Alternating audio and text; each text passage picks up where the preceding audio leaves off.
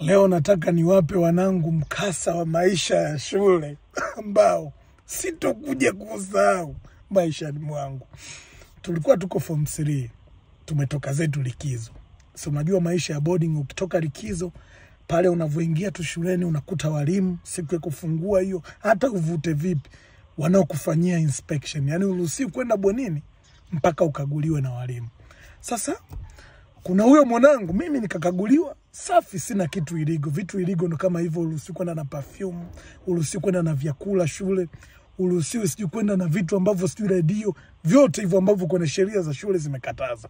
Sasa huyo mwanangu yeye bana alijichanganya. Kipindi huko kwao anapaki mizigo, akajichanganya akaweka CD ya Ombaki. Umeona? Sasa walimu kule kupekua, kuna mwalimu akakutana na hiyo CD. Nikasikia tu walimu wakaanza kuitana hapa, kuna mtu ana CD. Yo, ilikuwa bala. Mwalimu mwingine anadakia, ana CD, watakuwa wanaoneshaga movie humo ndani, wana deki na TV. Basi si atuoneshe tu nyaya za kuconnectia deki na TV. Mwalimu mwingine, basi atupe extension tu. Mwalimu mwingine, basi atupe deki tu, si tumsamea, hatutaki hata hiyo TV. Oya.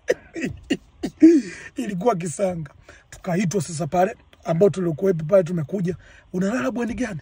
Nalala senti fulani. Tukaitwa bweni zima sasa ambao tunalala na mwanetu.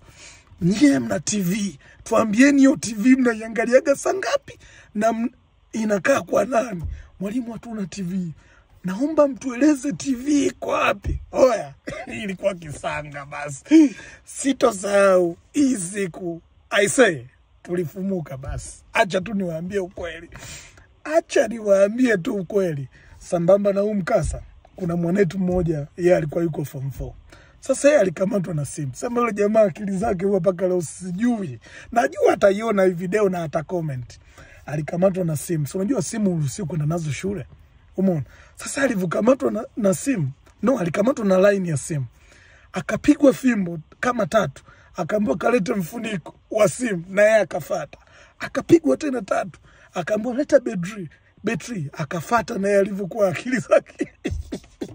Akapigwa tena 6, akamalizia simu. Sasa paka leo najiulizaga hivi, kwa nini ndugu yangu Wanzega wewe usingemaliziaga tu simu nzima?